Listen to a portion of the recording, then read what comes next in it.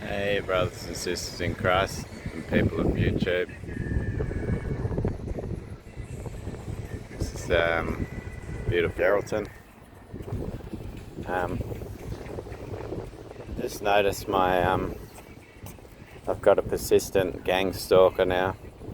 Just keeps messaging me despite being caught out on all their BS. Like when someone specifically messes up, and then they still think they've got enough cleverness and lies to work their way through it. It's really sad, like the fact that they're so delusional that they just keep going with their behaviour. Most of the time with these paid gang stalkers, they give up once they've been found out, or they just sometimes just give up because they're getting paid for it, and they just, it's just a job, and it's like, oh well, it's not working, so then they send someone else after you. And it's just, you got to learn that when you don't take one of these jokers back after a discard, you've got a obsessed fan, and they just come after you like that movie, what was it, Single White Female? She just kept coming after him until he did something to her. I don't need to go that extreme, but point being that they just keep coming and coming for the rest of your days because they become your number one fan. And I just think it's funny, like all that time wasted coming after you because they hated you without a cause. Just like with Jesus, he was hated without a cause. And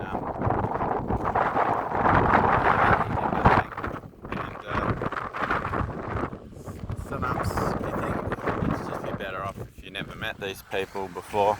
God uses it for his good, and they will be punished in the end.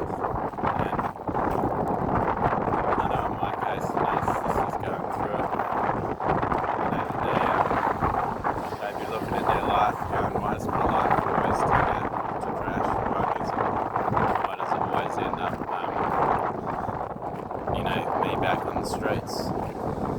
And it's because they're from the streets and they're not willing to evolve into anything else. So, this beautiful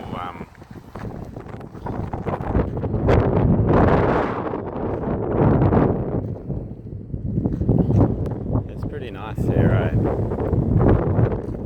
It's really windy though. Geraldton's always windy. When in town, I got some cake. I might put a screenshot of it up at the end of the video or something. It's a pretty nice cake. It was honey and macadamia. It's just like, it looks 100% vanilla. And I'm getting the shakes from having it. Like, I think that's diabetes waiting to happen if you have that too often.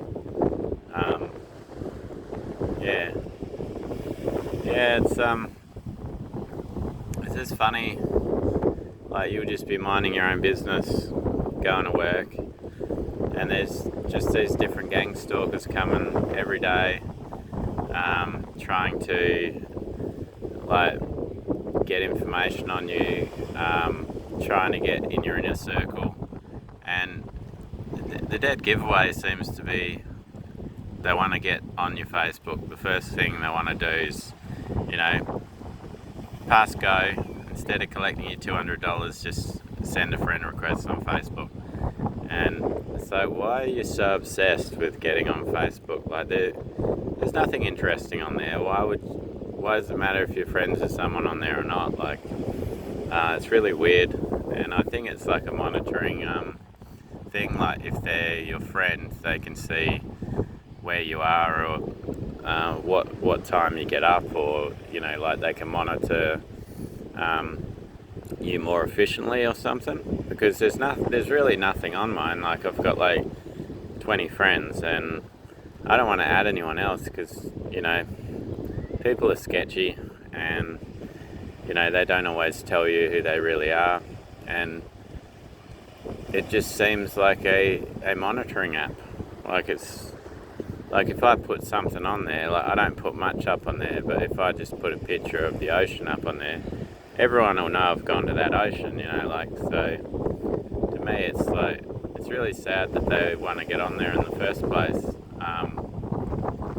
Yeah, but just the fact they want to get on so badly makes me want to decline more friend requests.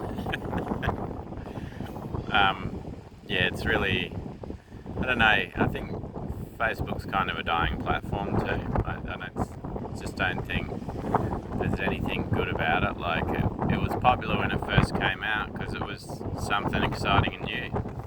Like pictures and comments, it was something new and exciting. Yeah.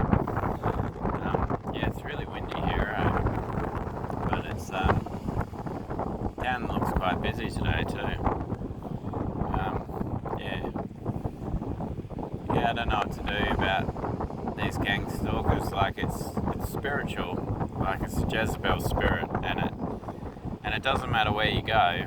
Like that spirit's always going to follow you and try and take you down. And even when you do build up your boundaries and you become stronger and you become better at detecting these evil devils, they still follow you around. They still stalk you forever. Like I've still got my brother's alter ego stalking my profile, and like his fake names that he comes up with that I'm sure are just his drugged up alter egos when he gets on the stuff. Yeah, it's just really weird, people to be so obsessed with your life. Like, there's nothing special about my life, you know. But being chosen, these people just are obsessed with your life. They come after you, and they just hate you without a cause. Like, and I come from a big family, and I don't talk to any of them. And most of the time, it's because they don't want to hear truth. They want to play little gossip games themselves. Like even my eldest sister, all she does is gossip around a table with her friends. She's exactly like my ex was, that would just you know, it's not what you know, it's how much stuff you have. It's like how much money you have. You're nobody important unless you have some sort of money or status. And she professes to be a Christian, and it's like, I don't think God would be too happy with your works. But yeah, that's just how people are these days. Yeah. So one of the things narcissists loves doing as well is triangulating supply, like using an old supply to make the new supply look inadequate, make them look really bad. Like my ex used to tell me how abusive her ex was, but at the same time she'd say, oh, he'd never do this, he'd never do that, and make them sound like they're better than you. And I'd just raise the argument. I'd say, oh, if they're better, why don't you go back there? And we even had an argument one day, and I said, oh, you're still in love with your other ex, so why don't you just go back there? You know, you got a kid with him. And I'm pretty sure she probably has anyway, but not that it's any of my business. But the thing is, like, they forever do see all their exes as a revolving door. So when you basically kick them to the curb and say, no, I'm not taking you back, they don't know what to do because they've never faced that problem before. They've just played in everyone's face and thought that was okay and that they were going to put up with it forever. And you know, like, even like all the tricks that they would have done to me will be getting done to the new supply, if not worse, because they can't get the same level of supply from that person. So the narcissist is going to be really snappy and irritable because of the lack of supply they're getting. So that person's going through it more than I would have been, but they deserve it because they're the ones that were playing in your face as well. Like, those people would have known about you while you were going out the narcissist and would have been the background supply. If you've got a partner that's got tons of perfume, I'm talking like just massive volumes of it, that's a sign to get out, because that means that they're not even showering in between supplies. They'll go from one bed to the other, just put a bit of perfume on their private parts, and a lot of the narcs do this. They get used to it. They start to realise, hey, if I've got enough smelly stuff on, nobody's going to notice. And yeah, you got to be real careful if they have a lot of perfume and scents. Like, just back out, get out of that relationship, because a woman just does not have that much perfume like that a narcissist has. Town's super quiet today. I don't know if I should have ate all that cake. I can feel it moving around in there. What's really good though, being like, partially Italian, I've always got a sweet tooth. It's,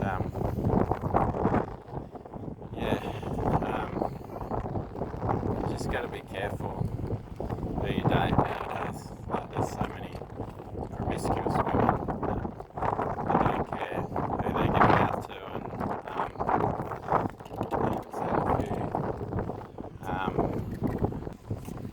and even seen a few on the beach. It's like, not every beach is the sort of place where you go sunbaking. It's like, it really is. This is just town. This is like a PG show, but yeah. But they don't care how they dress wherever they go nowadays. Like, go to the gym, women have everything hanging out so you can see all of it. And just in town, they're out with their boyfriend, they got everything hanging out so you can see it. And it's like, and he's not saying anything. It's like, really, dude? Like, but this is the world we live in. There's no modesty anymore. Everyone just thinks they can go from person to person. Yeah, I don't know, like, I'm going to wait for God to send me someone good. I don't want to meet anyone. I just want to keep following Him, because it's going to have to take someone good for me to give up my freedoms. Like, I've never had such a good life in years. Like, just being free and just being accountable for my own decisions. Like, I see so many miserable people around town, and a lot of them are these dudes that are walking around with women that have it all hanging out.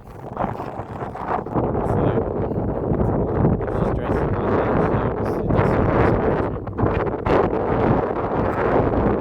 Yeah, like, a lot of these guys that think, oh, I've got this beautiful woman, but there's no substance to them, like, there's no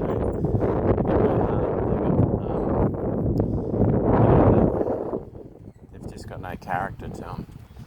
And like, I've just got freedom now. I can do whatever I want. I've got peace with God. It's life's good. And before, I was just stagnant with the narcissist. I wasn't doing anything. I wasn't doing anything with my life. I wasn't trying to do anything. I wasn't even building. Like, I was going backwards with them. All my money was being drained from my accounts. I'd gotten some pretty hefty. I had a pretty hefty bank account that was just drained so quickly with a narcissist over a couple of years. And the thing was, she was working the whole time. and I was working most of the time, except for the time she got me fired at my jobs. But the thing is, with those dual incomes, it should have never gone down. But this person was insatiable. We could never have enough of everything. Yeah, our time is short on this earth, and what we spend our time doing will be judged for in the end. So we got to be careful what we do and who we do it with, and you don't realise how much time and energy you give up to a narcissist. When you're trauma bonded, you just think this is your family, this is just how it is. And just looking back now, my life is tenfold better, even 100-fold.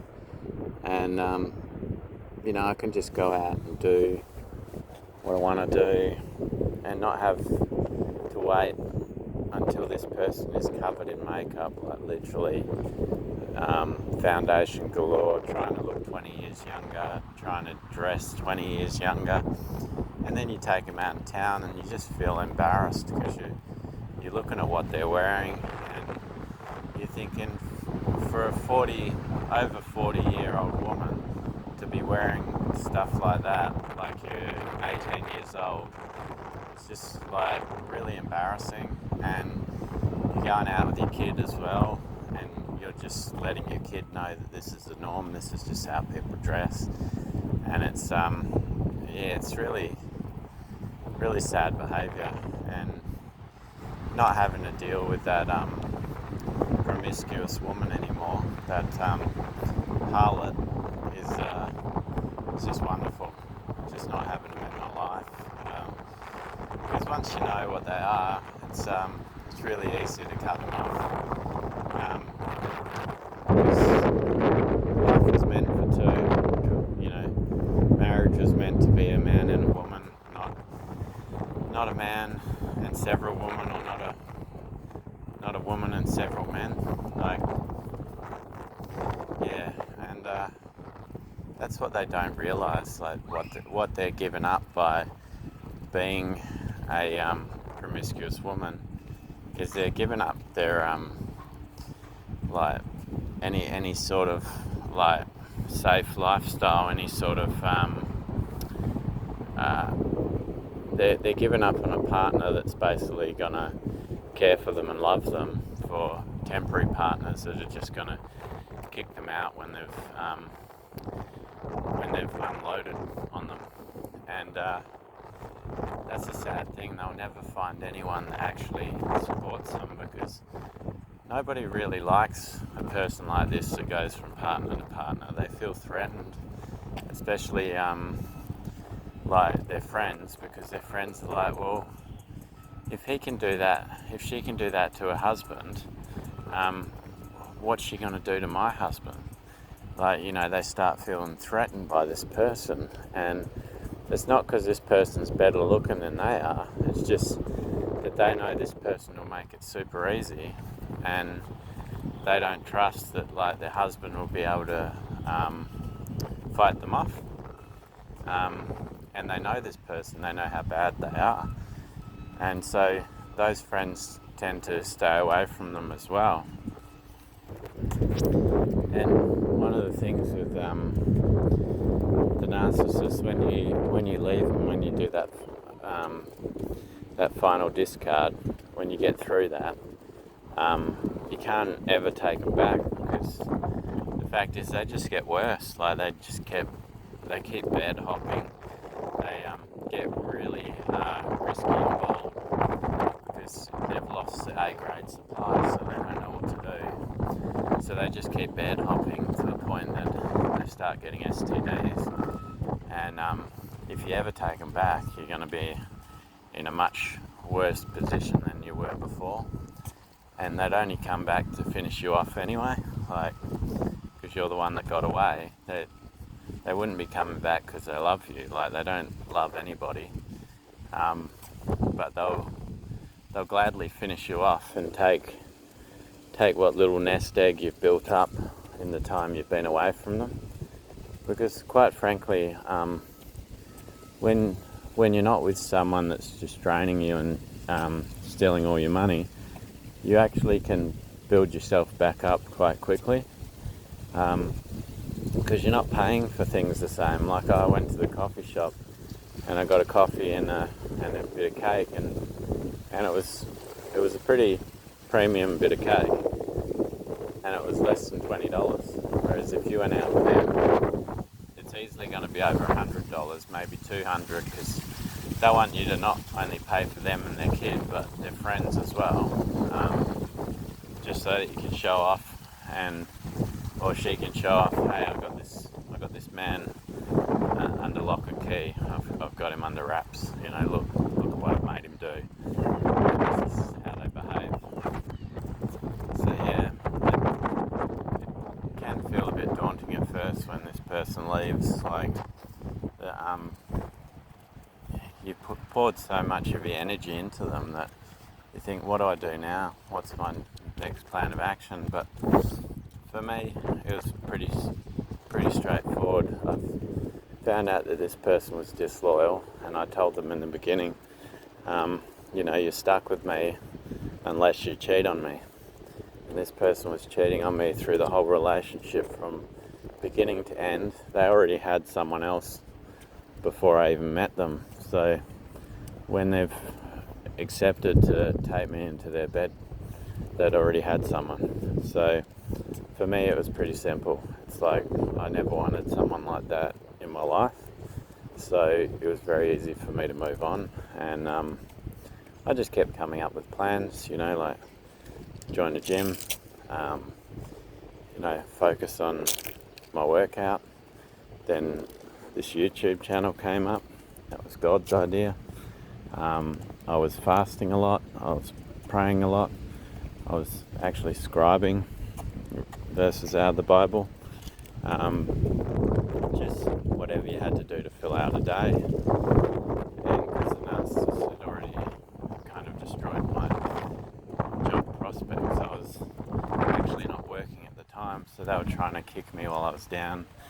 Just hiding food in the house, hiding the fridge, hiding the washing machine, hiding whatever she could, just to try and kick you while you're down, because they love it when you're in a downward spiral.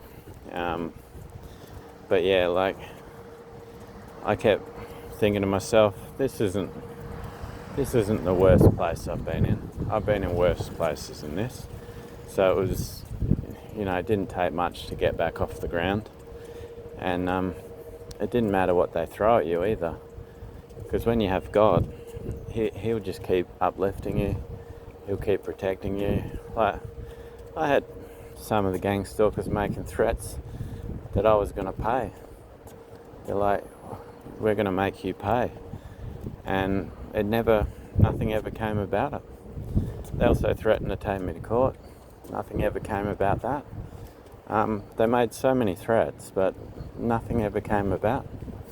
And it's like God dealt with them before they even had a chance to do anything. Like, he took care of them because he knew the truth. He knew the fact that they might talk a big game, but he knew who was guilty. And God takes care of those that he loves. And he says, touch not my anointed and do my prophets no harm. And these wicked people, they love to go around and pretend that they've done nothing. Like even this person that I called out last night, they just continue talking to you as if they did nothing, and you're like, I caught you red-handed. Like, seriously. But anyway, God bless all of you. Remember, Jesus loves you, I love you, and have a blessed day in Jesus' name.